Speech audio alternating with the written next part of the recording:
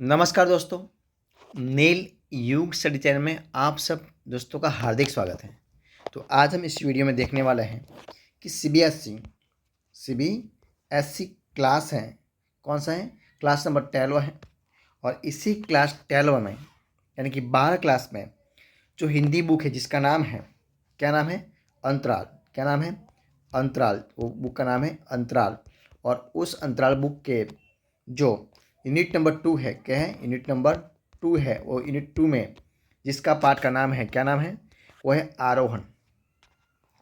तो वो आरोहण पार्ट है, यूनिट 2 है उनका। इसी वीडियो में हम एनसीईआरटी के सॉल्यूशन यानी कि संपूर्ण समाधान यानी कि जो प्रश्नों वाला उनके आंसर दिए हैं, उन सारे प्रश्नों के आंसर के हम सॉल्यूशन करने वाले हैं। तो वीडियो को जरूर देखना। शुरुआत करते हैं वीडियो की। देखिए, प्रश्न 1 है, यूँ तो प्रायः लोग घर छोड़कर कहीं नहीं जाते, परदेश जाते हैं, किंतु घर लौटते समय रूप सिंह को एक अजीब किस्म की लाज, अपनत्व और झिझक क्यों घेरने लगी।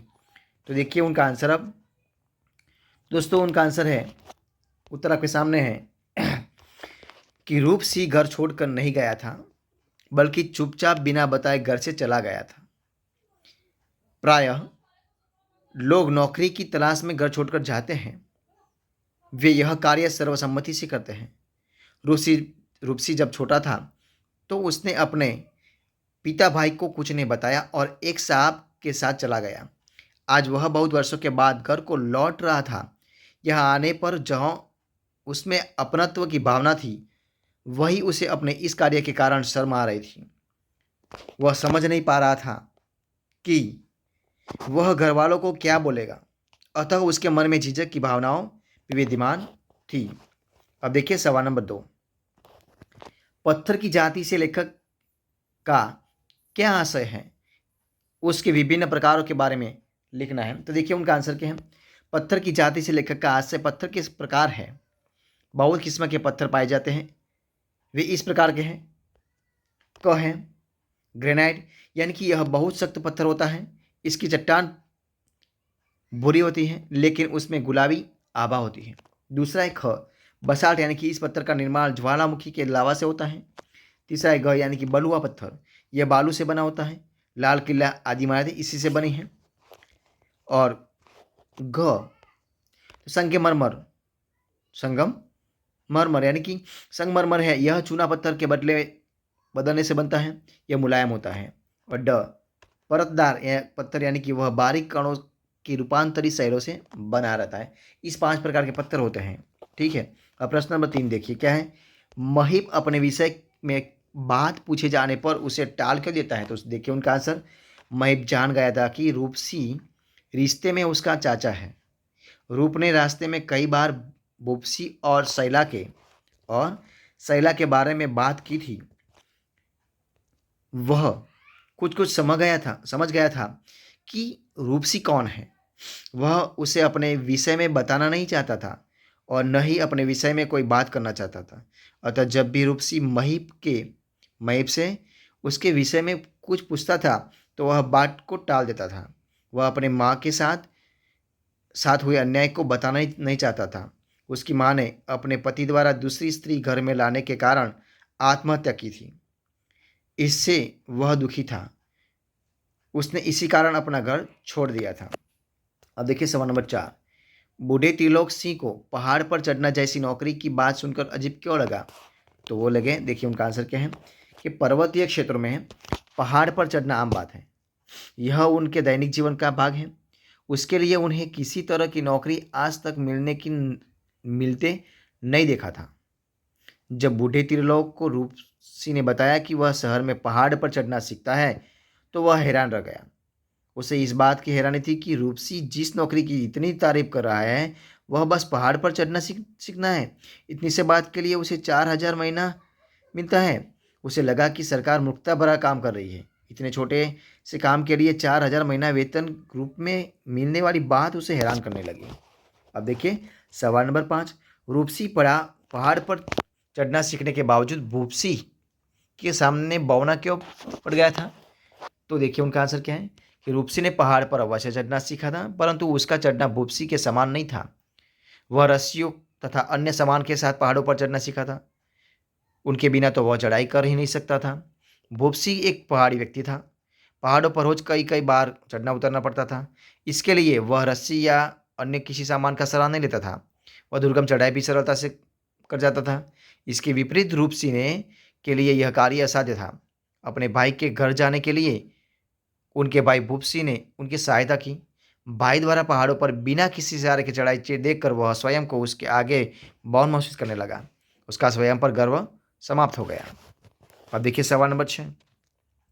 शैला और भूप ने मिलकर किस तरह पहाड़ पर अपनी मेहनत से नई जिंदगी की कहानी लिखी? तो देखिए उनका आंसर क्या है। तो उनका आंसर है, भूप ने सबसे पहले वह मलबा हटाया जो भूस्खलन के कारण आया था। शैला और भूप दोनों ने मिलकर खेतों में डलवा बनाया ताकि बर्फ उसमें अधिक समय तक जम न पाए। जब खेत तैयार हो गए तो उनके सामने पानी की समस्या आई, अतः उन्होंने झरने का रुख मोड़ने की सोची। इस तरह से उनके खेतों में पानी की समस्या हल हो सकती थी। फिर समस्या आई कि गिरते पानी से पहाड़ को कैसे काटा जाए। यह बहते पानी में संभव नहीं था। क्वार के मौसम में उन्होंने अपनी समस्या का हल पाया और उन्होंने पहाड़ को काटना आरंभ किया। इस मौसम में झरना जम जाता था और सुबह धूप के कारण धीरे धीरे पिघलता था। इस स्थिति में सरलतापूर्वक काम किया जा सकता था। अंत में सफलता पा ही ली और झरने का रुख खेतों की ओर किया जा सका। सर्दियों के समय में झरना जम जाता था तो वे उसे आग की गर्मी से पिघल देते थे और खेत में पानी का इंतजाम करते हैं। इस तरह उन्होंने अपनी मेहनत से नई जिंदगी की कहानी लिखी। अब देखिए सवाल नंबर 7।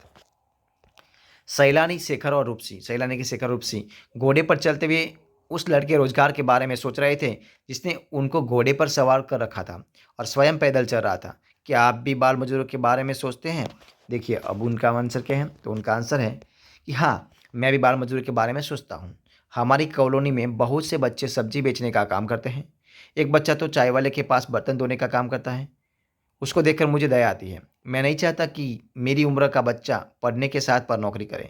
यह नौकरी उनको जीवन भर कुछ नहीं दे पाएगी। इस उम्र में तो नौकरी करने करके अपना जीवन ही बर्बाद कर रहे हैं। उन्हें अपनी अभी उन्हें पढ़ाई चाहिए अभी उन्हें अभी पढ़ना चाहिए, तभी वह उज्जवल भविष्य पाएंगे। अब सवाल नंबर 8 है। पहाड़ों की चढ़ाई में भूप दादा का कोई जवाब नहीं। उनके चरित्र की विशेषताएं बताइए। तो देखिए उनका आंसर क्या है। उनके चरित्र की विशेषताएं इस प्रकार है। तो क है, वह एक मेहनती व्यक्ति है। पहाड़ों पर रखते हुए उन्होंने कभी बाहर काम करने की नहीं सोची। उन्होंने अपने निवास स्थान पर ही मेहनत की। इसका परिणाम है कि उन्होंने भूकंप के सब समाप्त होने के बाद भी फिर खड़ा कर दिया। और ख है, देखिए वो क्या है। तो वह दृढ़ निश्चय के मालिक हैं। उन्होंने सरल जिंदगी के साथ पर मुश्किल जिंदगी जी और उससे कभी हार नहीं मानी। और ग है, वह एक स्वाभिमानी व्यक्ति है। अपने मुश्किल दिनों में उन्होंने किसी के आगे हाथ नहीं फैलाया बल्कि कठिन परिश्रम किया है। अब देखिए सवाल नंबर 9। तो क्या है कि इस कहानी को पढ़कर आपके मन में पहाड़ों पर स्त्री की स्थिति की क्या छवि बनती है, उस पर अपने विचार व्यक्त कीजिए। तो देखिए उनका आंसर क्या है। इस कहानी को पढ़कर मेरे मन में पहाड़ों की स्त्रियों के लिए दयनीय छवि बनती है। यहाँ की स्त्री मेहनती तथा ईमानदार है। वे अपनी मेहनत से पहाड़ों का रुख मोड़ने की भी हिम्मत रखती है, लेकिन पुरुष के हाथों में हार जाती है। शैला भूप सिंह के साथ मिलकर असंभव को संभव बना देती है। अंत में अपने पति के धोखे से हार जाती है। वह सब कुछ करने में सक्षम है, लेकिन पुरुष से उसे इसके बदले धोखा ही मिलता है। ऐसा जीवन किस काम का जिसमें उसके व्यक्तित्व का हृदय उदय होने के साथ पर नरकीय जीवन मिले, मानसिक और शारीरिक कष्ट मिले। वह अपने पति से ईमानदार की आशा नहीं रख सकती थी। जब मजबूरी हो जाती है तो आत्महत्या कर लेती है। सवाल नंबर 1 दूसरा देखिए। पहाड़ में जीवन अत्यंत कठिन होता है। पाठ के आधार पर उक्त विषय पर एक निबंध लिखिए। तो देखिए क्या है। तो पहाड़ी जीवन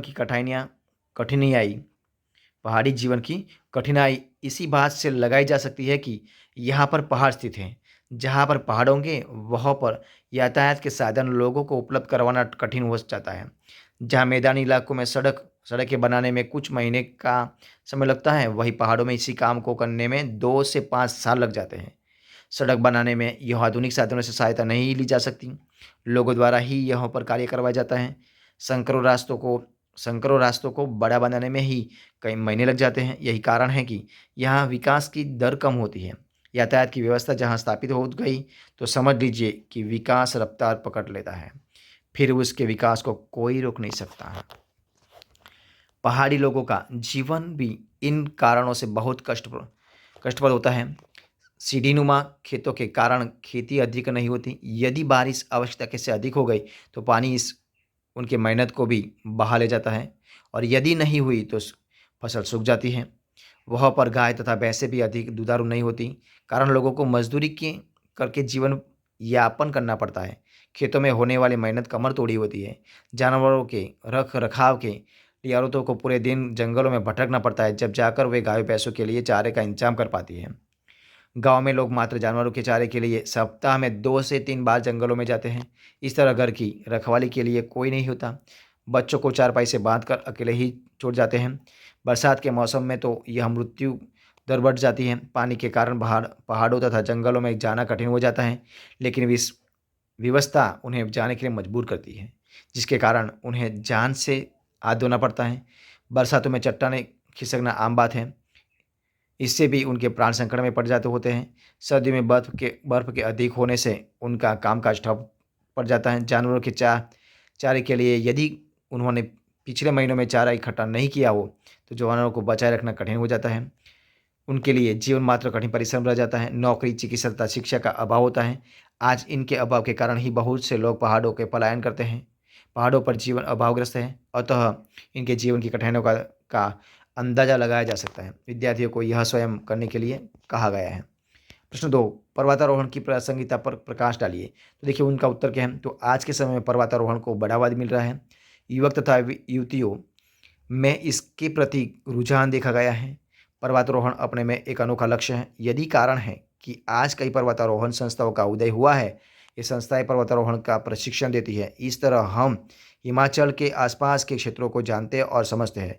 इस प्रशिक्षण द्वारा युवा में आत्मविश्वास को बढ़ाने का प्रयास किया जाता है। आगे चलकर सेना में भविष्य बनाने वाले युवकों के लिए यह प्रशिक्षण बहुत फायदा देता है। अब देखिए सवाल नंबर 3, पर्वतारोहण पर्वतीय प्रदेशों की दिनचर्या है। वही दिनचर्या आज जीविका का माध्यम बन गई है। उसके गुण दोष का विवेचन कीजिए। देखिए उनका उत्तर क्या है। तो उनका उत्तर है, पर्वतीय प्रदेशों में रहने वाले लोगों को सामान ले जाने के लिए चढ़ाई करनी पड़ती है।